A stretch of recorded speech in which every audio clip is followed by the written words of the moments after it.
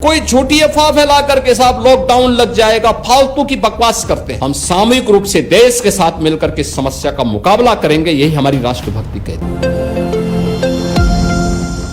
मोदी जी के नेतृत्व में देश आगे बढ़ रहा है, तो मोदी जी को रोकने के लिए किस किस प्रकार के निम्न स्तरीय प्रयास प्रारंभ हुए हैं,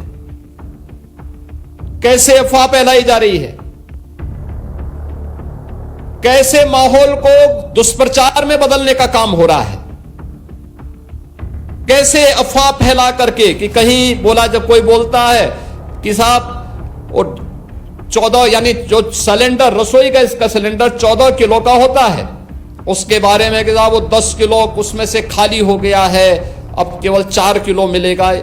किस प्रकार की बचकानी हरकतें लोग करते हैं। कोई झूठी अफवाह फैला करके साहब लॉकडाउन लग जाएगा, फालतू की बकवास करते हैं। ये अफवाहबाज देश का नुकसान कर रहे हैं। जनता के कार्य में जहां किसी भी प्रकार का कोई डिस्टरबेंस नहीं, सब कुछ स्मूथ चल रहा है, हर एक को दिया जा रहा है, लेकिन चैलेंज केवल भारत के पास नहीं, दुनिया के पास ये चैलेंज है। तो दुनिया के उस चैलेंज को आज के दिन पे कोई ऐसा तो है नहीं कि हम नहीं समझ पा रहे हैं कि खाड़ी में क्या हो रहा है, यूरोप में क्या हो रहा है, यूएस में क्या हो रहा है, हर एक व्यक्ति को मालूम है। तो उस चैलेंज को देखते हुए हमारा राष्ट्रीय कर्तव्य बनता है कि हम भी इस समय किसी अफवाह पे ध्यान देने की बजाय हम भी देश के अंदर देश की लीडरशिप के द्वारा जो मार्गदर्शन दिया जाता है, हम भी उसका पालन करें, अफवाह में न पड़े।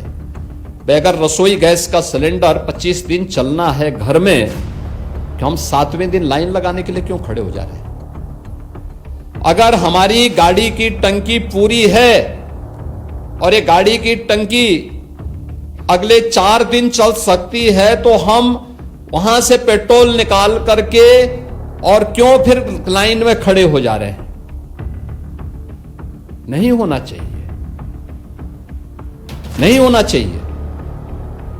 हमें किसी अफवाह में नहीं, जब सरकार आपके साथ खड़ी है, हर स्तर पर खड़ी है। कोविड जैसी महामारी के दौरान मोदी जी ने अपनी परवाह नहीं की, सड़कों पर उतर करके वैक्सीन दिए, हर प्रकार की सुविधाएं दी। तो फिर जब देश की लीडरशिप फ्रंट फुट पर आकर के देश को संबल दे रहा है, तो हम विश्वास खो चुके इन अफवाहबाजों के चक्कर में क्यों पड़ते हैं। एकदम नहीं पड़ना चाहिए, किसी को नहीं पड़ना चाहिए। और मेरी अपील होगी पूरे प्रदेशवासियों से, इन अफवाहबाजों से जो हमेशा समाज का और देश की अपूर्णीय क्षति करने पर उतारू होते हैं, इनसे हमें सावधान और सतर्क होकर के हमेशा सतर्क होना होगा।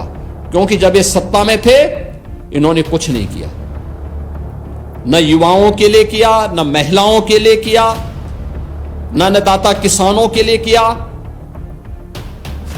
न श्रमिकों के लिए किया, न कामगारों के लिए किया, न इंफ्रास्ट्रक्चर के लिए कोई सुविधा दी, न ट्रांसपोर्ट की कोई सुविधा दी, न अच्छे संस्थान खोले, किसी भी दिशा में प्रयास नहीं किया।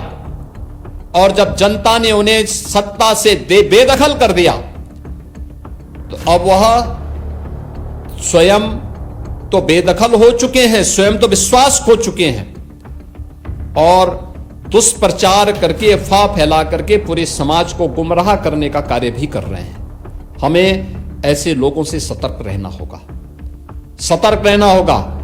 क्योंकि संकट के समय, चुनौती के समय अफवाह फैला करके अव्यवस्था फैलाना भी एक प्रकार का राष्ट्रद्रोह है, और इस राष्ट्रद्रोह को किसी भी स्थिति में स्वीकार नहीं करना चाहिए। और किसी भी राष्ट्रभक्त नागरिक को इस प्रकार के अफवाह को खंडन भी करना चाहिए, और ऐसे लोगों की चुनौती का जवाब देने के लिए आगे आना चाहिए। कहना चाहिए, वे गलत बात करते हो, कहां समस्या है, और अगर है, हम सामूहिक रूप से देश के साथ मिलकर के इस समस्या का मुकाबला करेंगे, यही हमारी राष्ट्रभक्ति कहती है, और ये हमारा दायित्व भी बनता है।